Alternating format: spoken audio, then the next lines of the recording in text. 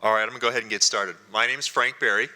I'm with IT Brand Pulse, and we're an analyst firm that conducts research on technology adoption and IT pro perceptions of vendor brands, and we conduct literally hundreds of surveys each year about brand, about technology adoption, and occasionally for events like this, what IT pros think about achievements that are occurring, special achievements that are occurring in the industry. So I'm here to introduce our next speaker, but before I do that, I'd like to present a Special Achievement Award, and I'll start with a little bit of background about the technology. So NAS, iSCSI, SANs, clusters, and server virtualizations are examples of technologies that started with deployments in a few elite customers who had the resources to do the integration work. But in each case, once they were integrated into Microsoft Windows, for starters, the technology was just there and available to enterprise customers without integration, without it being an integration project. And in each case, each of those technologies then went on to enjoy broad deployment. In fact, they're all pervasive at this time once they were integrated into Windows.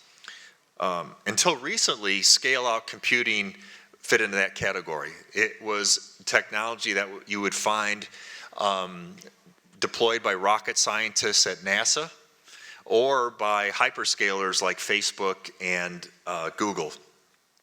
But Microsoft has changed that. A feature in Windows servers called SMB Direct is integrated into Windows and supports the use of RDMA capability, which is a key ingredient for scale-out computing. It's a foundation for scale-out computing.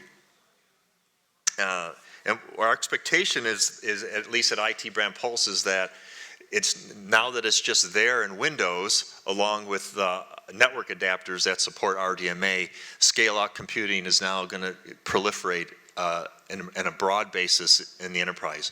So we went out and we asked the IT pro community before this event what technology, what company and what technology they felt contributed most to innovation in scale-out computing for the masses.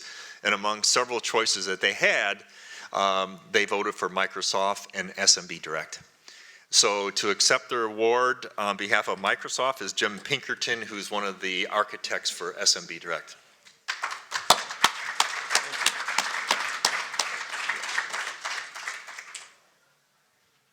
Jim, you want to say a few words? I'd be happy to. It's been an interesting and long journey on trying to enable remote DMA. That this award is from IT professionals has particular meaning to me, because if you look back, we originally implemented remote DMA, several different companies did, but I worked in one of them, at Silicon Graphics in 1995, 19 years ago. And what we found as we started trying to deploy this technology is only Supermen can deploy it.